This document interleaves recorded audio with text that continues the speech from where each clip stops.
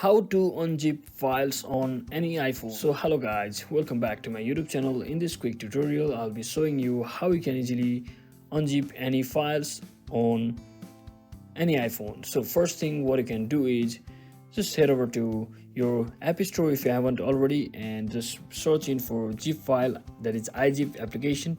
So once you successfully downloaded it, you can simply open the application like this and make sure you have made your zip files or RAR files ready. So once you have successfully done that, just click on this files button over here and you will see your example zip file or whatever zip file you are using, and just click on this like this and it will ask you to unzip all files and click on OK, and it will successfully unzip all of your files inside of that particular zipped folder. So now that you have unzipped your files, you can see all of the files inside of that particular unzipped folder.